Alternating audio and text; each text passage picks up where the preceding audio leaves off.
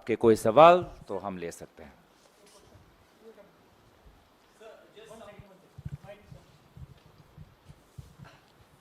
Sir, just some time back, Education Minister Dharmendra Pradhan has said that there is no evidence of paper leak in NEET.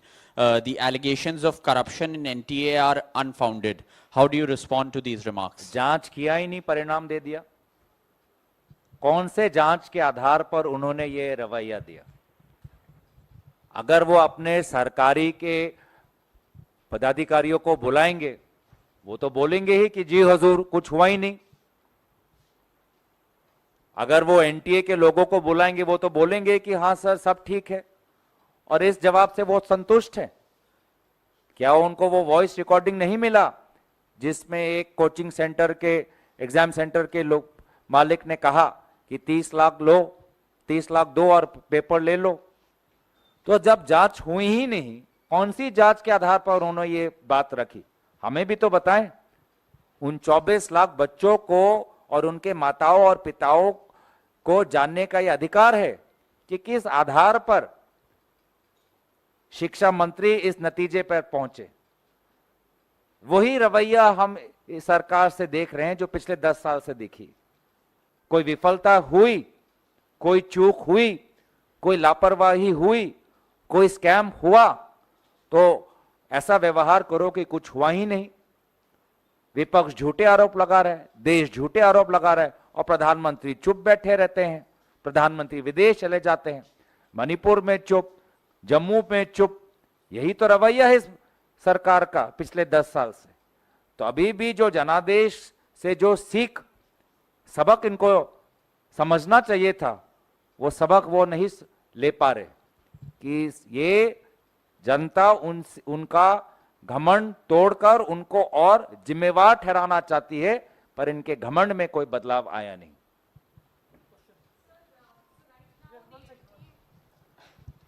The NTA has informed the Supreme Court that they are willing to do a re-examination of the 1500 students who got grace marks on 23rd June ताकि जो counseling session है वो delay ना हो। Are you okay with this decision that has been taken by NTA, or are you asking for an entire re-examination of the NEET 2024? We have always asked for a review of those who got the grace marks. At the same time, we have asked for an overall investigation, a Supreme Court monitored investigation, and we want the government, the newly elected government, to take the matter seriously. The education minister, without conducting any inquiry, has already declared himself guilt-free and given a clean check to the NTA. There has been no substantive inquiry, and any inquiry done by the NTA cannot be proven to be substantive or unbiased. This government needs to be far more serious, and the Prime Minister cannot choose to remain silent the way he remained silent on Manipur, the way he remained silent on the violence in Jammu, and he is adopting the same attitude towards this scandal with respect to the NEET exam.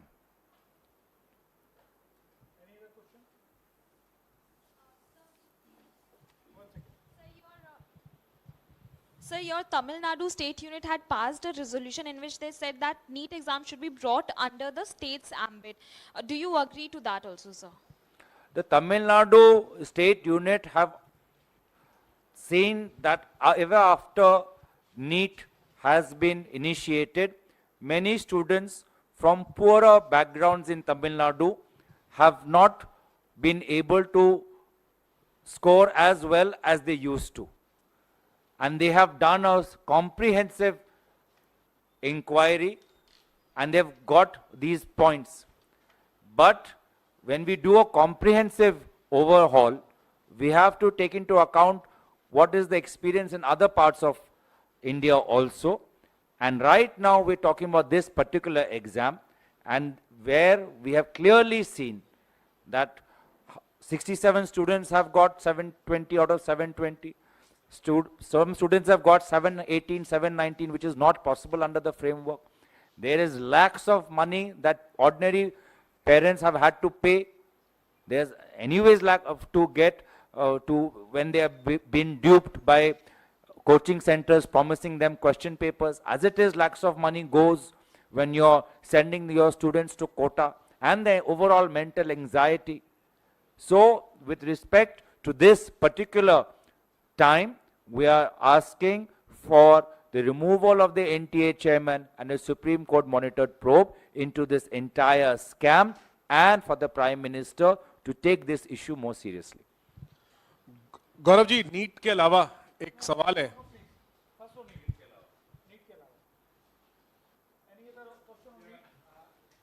वो वहां पीछे NEET पे है, NEET पे है।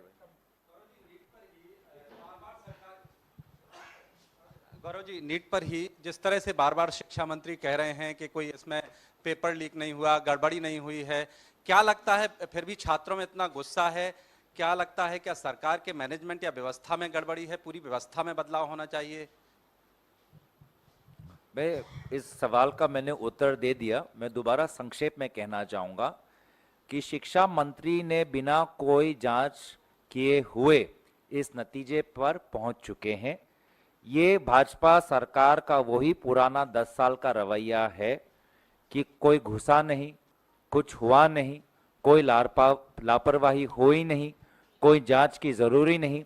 यही वो घमंड जिसका उल्लेख मोहन भागवत जी ने किया, वही व्यवहार, वही स्वरूप हमें आज भी भाजपा और शिक्षा मंत्री में दिखाई दे रहा है। जनता जो सबक भाजपा को सिखाना चाहते थे, वो सबक अभी तक भाजपा नहीं सीखी, और मुझे भी भाजपा से यही उम्मीद थी कि उनका घमंड बदलेगा नहीं, उनका स्वभाव बदलेगा नहीं, लेकिन देश को चिंता करने की जरूरत नहीं। इंडिया अलायंस में अब वो ताकत है कि इस सरकार को घुटने के बल लेके आकर बच्चों के प्रति जो उनकी जिम्मेवारी होनी चाहिए, सदन और सदन के बाहर उनको अपनी जिम्मेवारी निभानी पड़ेगी। गौरव जी, संसद का जो सत्र शुरू होने जा रहा है, आपने कहा नीट पे हाँ, इसी पे आपने जिक्र किया है, संसद में जोर शोर से उठाएंगे इस मामले को।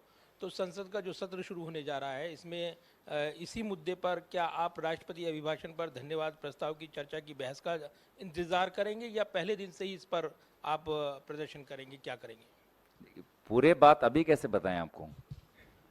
आपको तो पता है कि जब सत्र शुरू होता है, हम विभिन्न दलों के नेताओं को बुलाकर सभी के साथ विचार विमर्श कर एक सामूहिक निर्णय हम लेते हैं। तो चर्चा होने दीजिए, पर ये मुद्दा ज़रूर हमारे लिए प्राथमिकता हम इसको देना चाहेंगे। महत्वपूर्ण हमारे लिए है, हमारे लिए महत्व रखता है, ये तो हम स्पष्ट रूप से कह सकते हैं, क्योंकि राहुल गांधी जी ने स्वयं, जैसे कि मैंने कहा, जनता का सबसे पहला मुद्दा ये उठाया।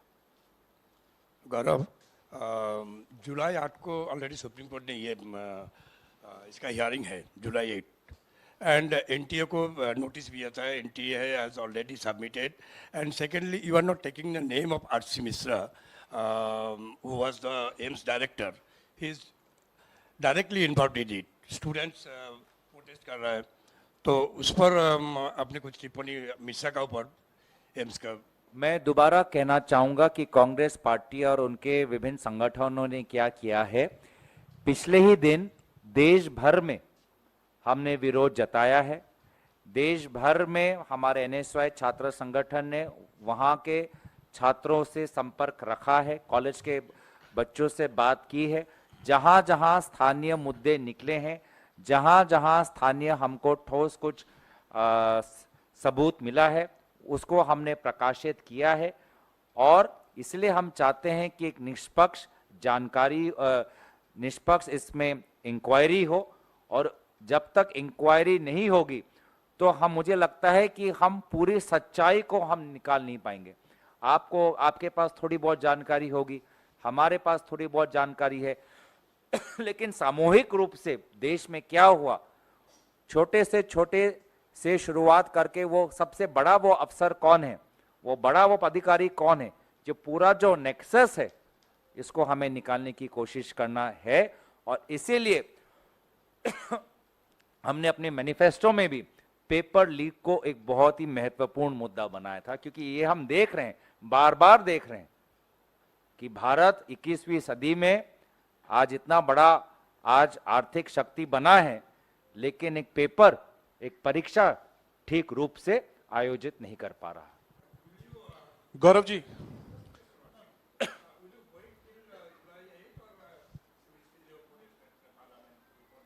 Anything related to parliament can only be announced after the end of discussions and meetings with our allies. Gaurav ji, NEET के अलावा एक सवाल है। आपके नेता राहुल गांधी ने कल वायनाड में कहा कि वो ऐसा फैसला करने वाले हैं वायनाड और रायबरेली को लेकर जिससे कि दोनों क्षेत्र जो है लोकसभा के वो खुश होंगे। इसके बाद स्पेकुलेशन तेज हो गया है कि क्या प्रियंका गांधी को वायनाड से उतारने पर विचार कर रही है पार्टी। इसको लेकर के आप क्या कहेंगे? देखिए, मैं राहुल गांधी जी का जो एक विशेष रिश्ता रायबरेली और वायनाड से है वो मैं बखूबी समझ सकता हूं। दोनों क्षेत्रों के लोगों ने उनको अद्भुत प्यार दिया है। यूपी के लोगों ने तो एक जांच एजेंसी के द्वारा उनको प्रधानमंत्री के पद पे देखना चाहते हैं, और प्रधानमंत्री मोदी जी की तुलना में आज उत्तर प्रदेश के लोग राहुल गांधी जी को प्रधानमंत्री के पद पर देखना चाहते हैं। वहीं वायनाड के जनता ने उनको ढेर सारा प्यार दिया है, आशीर्वाद दिया है। तो उनके मन में जो प्रश्न है वो मैं समझ सकता हूं, क्योंकि एक जनप्रतिनिधि को जनता से ही ताकत मिलता है और दोनों क्षेत्रों ने उनको बहुत ताकत दिया है। हम उनके अंतिम निर्णय की इंतजार में हैं। Gaurav sir, one question from here. Sir, the fire incident has taken place in Kuwait. Rahul Gandhi has also tweeted about this matter, and he has expressed deep concern about the situation which the migrant workers are facing in the Middle East specifically.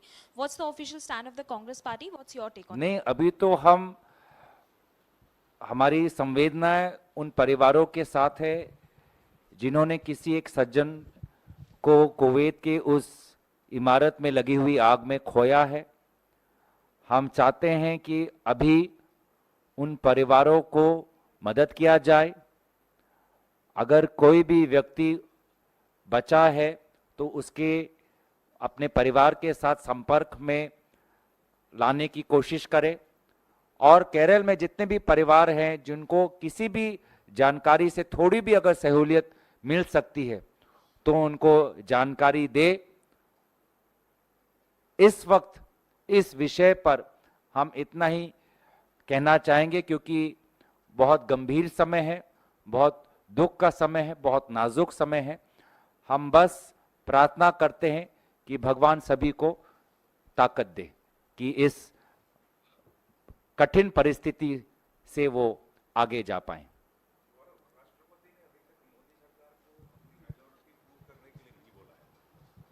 आप लोग क्या demand करेंगे कि वो trust vote seek करें house में?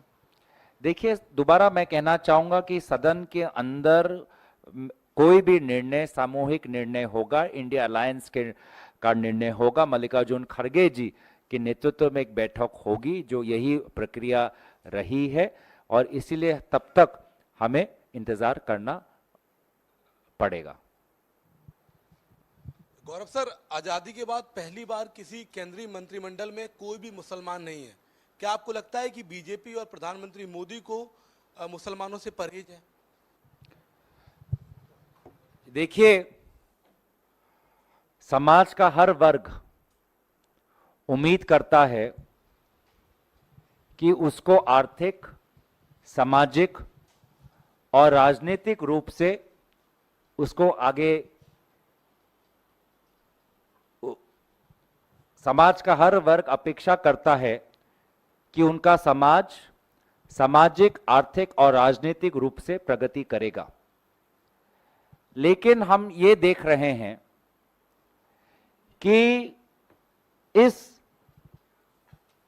नतीजे के बाद भाजपा भारत के हर धर्म के लोगों के खिलाफ अपनी नाराजगी प्रकट कर रहे हैं। उत्तर पूर्वांचल में असम के मुख्यमंत्री नागालैंड और मेघालय के संपर्क में एक विशेष धर्म को टारगेट कर रहे हैं। मैं अपेक्षा करूंगा कि प्रधानमंत्री मोदी जी इटली जा रहे हैं। इटली में अगर कोई उनसे सवाल करे कि आपके ही बहुत ही जनप्रिय आपके साथ करीब असम के मुख्यमंत्री मेघालय और नागालैंड के एक विशेष धर्म को जो टारगेट किया, तो उसमें इटली में भारत की क्या छवि रहेगी, यह सवाल कोई प्रधानमंत्री मोदी जी से करे और उसका जवाब दे, मैं अपेक्षा करता हूं। वही हम पंजाब में देखते हैं कि एक सांसद जो पहले फिल्म जगत से जुड़ी हुई थी, उसे एक दूसरे धर्म के लोगों पर प्रश्न उठाना अब उनका स्वभाव बन चुका है। उत्तरी भारत में हम देखते हैं कि आज भाजपा अयोध्या मंदिर के निकट जो लोग हैं उनसे नाराज हैं, कोई दूसरे धर्म को मानने वाले लोगों से नाराज है। तो इस नतीजे के बाद भाजपा के नेता भारत के विभिन्न धर्म और समुदाय को मानने वाले लोगों पर प्रश्न उठा रही है, उंगली उठा रही है। तो जो सबक उनको सीखना चाहिए, वो सबक उनको अभी तक नहीं मिला है। गौरव जी, इधर एक सवाल है। गौरव जी, दो छोटे छोटे सवाल हैं। आपसे कुछ देर पहले लोकसभा सचिवालय की तरफ से 24 जून से जो संसद का सत्र बुलाया जा रहा है, राष्ट्रपति महामहिम के बिहाफ पे एक नोटिफिकेशन जारी किया गया है, जिसमें प्लानिंग कमीशन को भी उसमें अटैच किया गया है। वही प्लानिंग कमीशन जिसे मोदी सरकार ने 10 साल पहले खत्म कर दिया था और नीति आयोग बना दिया था। तो इसे क्या आप एक बड़ी चूक मानते हैं? देखिए, आपने भी अभी वो पढ़ा, मैंने भी अभी वो पढ़ा, तो मुझे भी पूरी तरीके से पढ़ने का समय नहीं मिला। आपको शायद मिल चुका होगा, पर मैं भी आपके प्रेस वार्तालाप में आपसे बातचीत करके पूरी तरीके से मैंने उस नोटिस को नहीं पढ़ा, इसलिए मैं इस नोटिस पर टिप्पणी नहीं देना चाहूंगा। ये रियलाइजेशन है कि प्लानिंग कमीशन बहुत मैं बिना पढ़े मैं उस नोटिस पे कैसे टिप्पणी दूं? आपने तो आराम से स्क्रॉल अप डाउन करके हर वाक्य पढ़ लिया, मैं नहीं पढ़ पाया, मैंने ग्लांस मारा अभी तक। ठीक है, तो मुझे पढ़ने दीजिए, फिर उस पर हम अपनी राय देंगे। अच्छा, एक छोटा सा सवाल और है। एक इंडिपेंडेंट एजेंसी ने एक जांच की है जिसमें लोकसभा चुनाव के 99% कॉन्स्टिट्यूएंसी में जो पोलिंग हुआ है वो मिसमैच कर रहा है। जो vote polled and vote counted में जो डिस्क्रिपेंसी है उसको हाईलाइट किया गया और इंडिपेंडेंट एजेंसी ने किया। त्रिपुरा में तो 100% से ज़्यादा वोट पोल हुए हैं। इस तरह का मामला सामने आ रहा है और कई सारे जो कॉन्स्टिट्यूएंसी है, कई सारी सीटों पे मार्जिन ऑफ विन जो है वो बहुत कम है। तो इस तरह की डिस्क्रिपेंसी को क्या कांग्रेस पार्टी हाईलाइट करेगी या इलेक्शन कमीशन को कुछ लिखेगी? दो बातें हैं इसमें। बड़ी बात तो यह है कि मैं कांग्रेस पार्टी और विभिन्न इंडिया अलायंस के संगठन के सदस्यों और नेताओं को आभार प्रकट करना चाहूँगा कि आज उन्होंने पूरे देश को हमारी निर्वाचन की प्रक्रिया किस प्रकार से होती है बहुत खूबी से समझाया है। फॉर्म 17C क्या होता है, फॉर्म 20 क्या होता है, पोलिंग कैसे होता है, प्रोसेस क्या होता है, ईवीएम क्या होता है। जो काम निर्वाचन आयोग का होना चाहिए वो इस बार इंडिया अलायंस ने किया। आज से पहले कभी भी जनता इतनी सतर्क नहीं थी कि इन पूरे निर्वाचन आयोग में कहां कहां लापरवाही हो सकती है और क्यों निर्वाचन आयोग ने इस प्रकार से काम नहीं किया, उसको तो लेकर सभी लोग प्रश्न उठा ही रहे हैं। जहां पर हमें जानकारी अपने प्रत्याशियों से मिली है कि निर्वाचन जिस प्रकार से पोलिंग हुआ है या काउंटिंग हुआ है उस पर कुछ गंभीर प्रश्न चिन्ह लगे हुए हैं, वहां हमारे एआईसीसी के वॉर रूम ने पूरी जानकारी ली है, प्रत्याशियों से विचार विमर्श कर रहे हैं। विभिन्न प्रत्याशी विभिन्न राज्यों में इस समय हाई कोर्ट तक जाने के लिए अपना एक मन उन्होंने बना लिया है। तो इस प्रकार की बातें हमें, इससे हम अवगत हैं, और जो प्रत्याशी आगे बढ़ना चाहते हैं कानूनी रूप से उनकी मदद एआईसीसी कर रही है। छोटा सा सवाल, लास्ट सवाल, स्मॉल। आप तो तीन चार पूछ चुके हैं। नहीं, दो पूछा था। बहुत दिन के बाद गौरव मैं प्रेस पीसी कर स्मॉल। एक स्पेकुलेशन है, हमारे जो फ्रेंड्स हैं बिहार से हैं, this is completely speculation. Nitish is not happy with the portfolios and all other things, where Naidu may get the speaker post. So in the, suppose Nitish has changed many a time his clothes. So if there is such a situation and before the parliament function, if they pulled out, then what will be your decision, means, or that will be also dependent on India bloc? देखिए, अपने सहयोगी दलों के नेताओं को खुश करना ये जिम्मेवारी प्रधानमंत्री मोदी जी की है, और मुझे नहीं लगता कि उनमें वो खूबियां हैं कि वो विभिन्न दलों के नेताओं को खुश कर पाएं। वो तो खुद के कैबिनेट के साथियों पर विश्वास नहीं करते। डिमोनेटाइजेशन, अग्निवीर के जब निर्णय उन्होंने घोषित किए तो उनके कैबिनेट के लोगों को नहीं पता था, तो वे अपने कैबिनेट पर विश्वास नहीं करते तो अपने सहयोगी दल पर क्या विश्वास करेंगे। तो इसीलिए मैं बार बार ये कहता हूं कि प्रधानमंत्री मोदी जी वे ना देश के इस जनादेश से प्रभावित होंगे, ना वो मोहन भागवत जी के भाषणों या टिप्पणियों से प्रभावित होंगे। उनका चरित्र, उनका स्वभाव वैसा ही रहेगा जैसे पहले था। बस लोकतंत्र को ये ताकत भारत के लोगों ने दी है कि अब विपक्ष संगठित है, विपक्ष ताकतवर है, और संविधान को हम तोड़ने नहीं देंगे और सदन की गरिमा को हम नई ऊंचाई तक ले जाएंगे। धन्यवाद।